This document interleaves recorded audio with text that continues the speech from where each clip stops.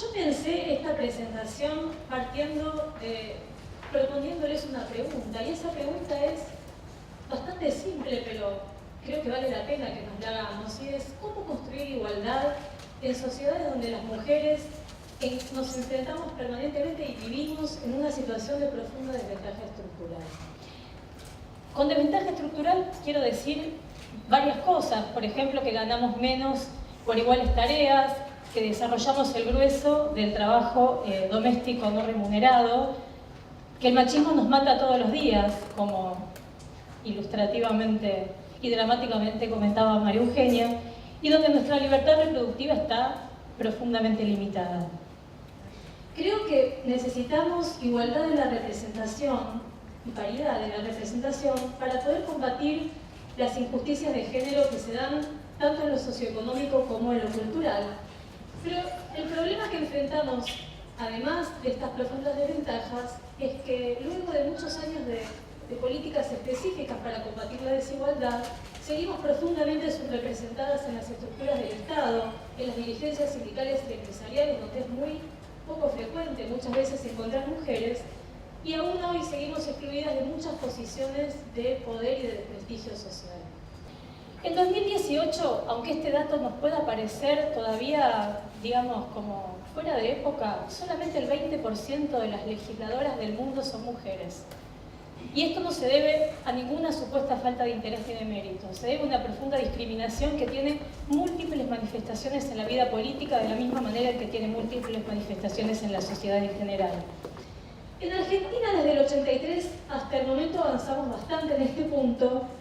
Es cierto que tuvimos la primera ley de cupos del mundo, una ley aprobada en 1991, que permitió algo no menor y que fue la llegada de muchas más mujeres al Congreso de la Nación que nunca antes en la historia.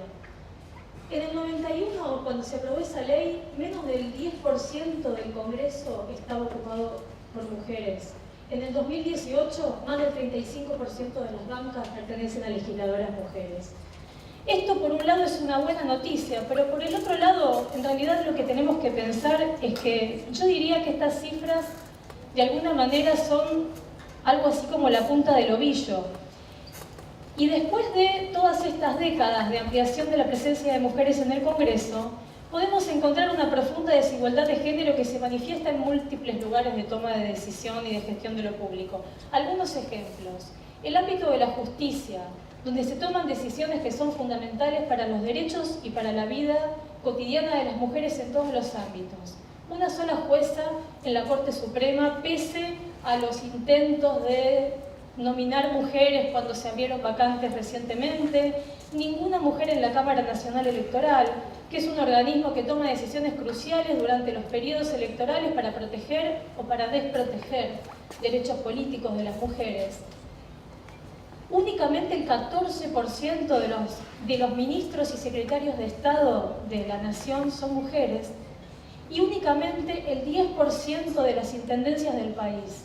Una cifra que nos coloca sumamente por debajo de muchísimos de países de América Latina que nos sorprendería, con los que nos sorprendería contrastarnos. Y si pensamos en la provincia de Buenos Aires, que como sabemos es la provincia más populosa, grande del país, donde además muchas de estas intendencias tienen mucho poder, ¿saben cuántas mujeres intendentas hay en la provincia de Buenos Aires? 3 sobre 135. Una cifra que es verdaderamente espeluznante si la ponemos en perspectiva comparada. Y además, algunos estudios recientes muestran que en esa provincia estratégica de la Argentina, las mujeres tienen muchas más probabilidades de gobernar municipios con los peores indicadores socioeconómicos y con menor presupuesto per cápita.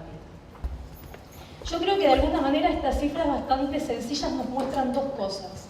En primer lugar, que donde no hay políticas de acción afirmativa, donde no hay cupos femeninos o cuotas de género, no hay mujeres. Y que donde hay recursos y poder simbólico, las mujeres llegan con muchísima dificultad y a cuentagotas.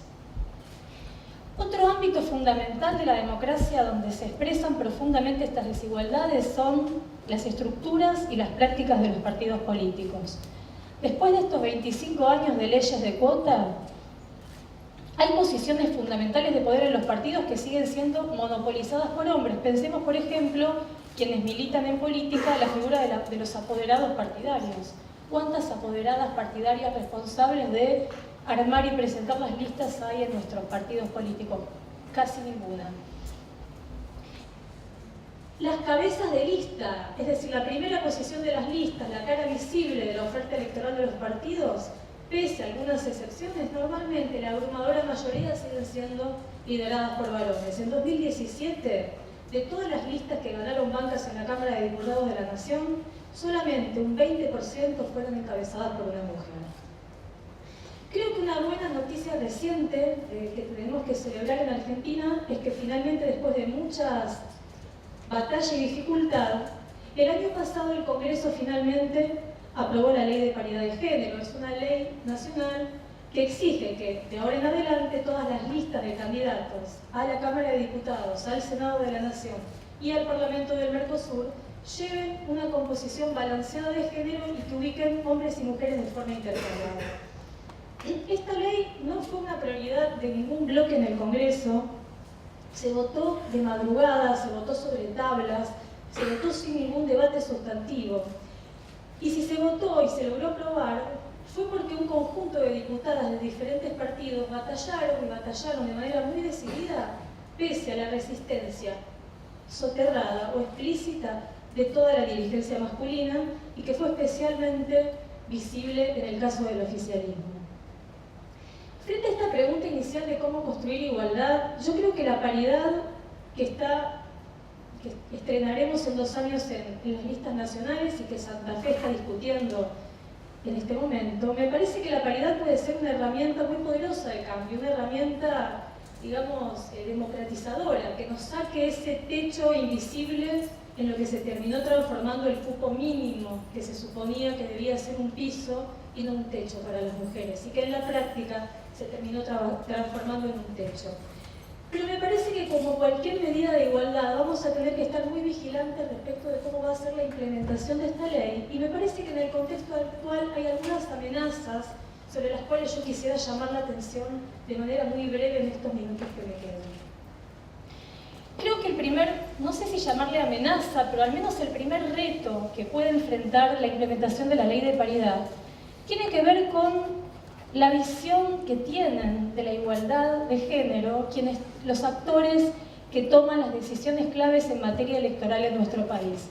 Y en especial, me parece que un desafío importante tiene que ver con la bastante evidente falta de toda perspectiva de género por parte de los funcionarios judiciales con competencia electoral, que serán los principales encargados de aplicar esta ley. Y lo digo en masculino porque prácticamente son todos varones. La justicia y el campo de la justicia federal electoral sigue siendo un campo profundamente masculino. En 2017 hubo 2 situaciones que fueron muy preocupantes. Por un lado, la Cámara Nacional Electoral, cuando tuvo que fallar para considerar si era válido o no era válido que se presentara una lista 100% integrada por mujeres, no solamente se manifestó en contra de esta conformación, que de acuerdo al marco legal anterior, otra interpretación de esa legislación era posible, sino lo preocupante son los argumentos que usaron para invalidar esa lista. En primer lugar, que una mayor presencia de mujeres que superara ese cupo mínimo conculcaba derechos de los hombres, es decir, que discriminaba a un grupo social que históricamente ha tenido profundos privilegios en la vida política. Y por otro lado, un argumento muy problemático de ese fallo es que una lista de mujeres no representaba el interés general, como si las mujeres fuésemos una corporación y no una mayoría en situación de profunda discriminación. Y otro hecho que me parece preocupante y que creo que es una luz de alerta para una futura implementación de una ley nacional de paridad ocurrió en la provincia de Buenos Aires. El año pasado, la provincia de Buenos Aires aplicó por primera vez su ley provincial de paridad, que es bastante semejante a la ley que se aprobó en la Nación. Y lo que ocurrió es que el organismo electoral de la provincia encargado de inscribir las listas, la Junta Electoral, habilitó a que se presentaran listas que no cumplieran con la paridad. Es decir, que un conjunto de personas que tienen funciones administrativas en materia electoral terminaron borrando con el codo una ley de paridad aprobada en la legislatura provincial de manera democrática. Y lo más preocupante de eso es que ocurrió casi de manera velada y sin grandes conflictos. Lo que tendría que haber sido un escándalo no fue un escándalo y la ley quedó desvirtuada en la práctica. Me parece que el segundo punto crítico tiene que ver con lo que ocurrió en torno del debate social sobre la paridad.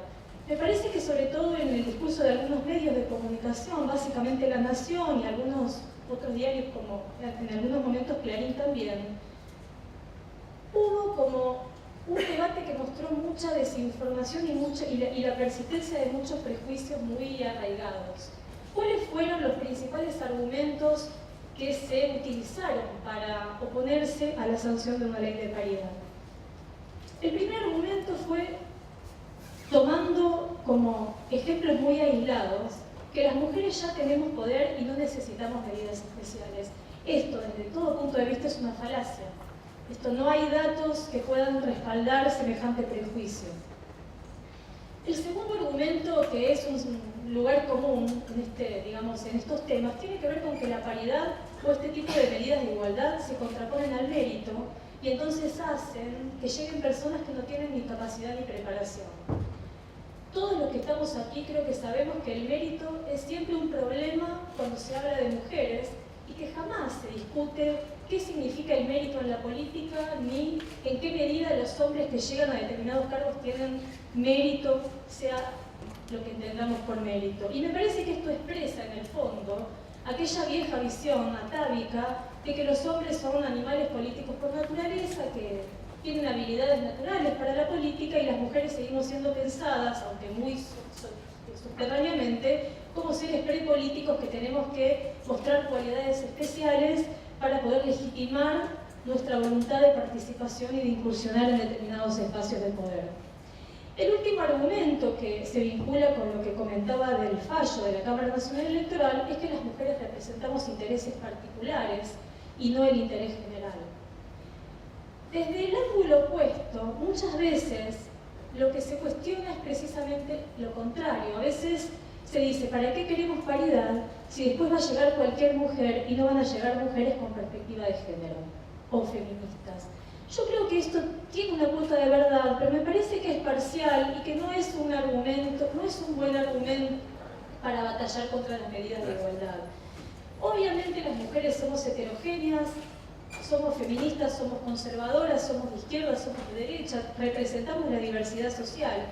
Y me parece que es precisamente esa diversidad como valor lo que nos permite que se puedan ampliar la pluralidad de experiencias y de perspectivas que llegan al debate público, que quienes toman las decisiones tengan una amplia gama de experiencias sociales.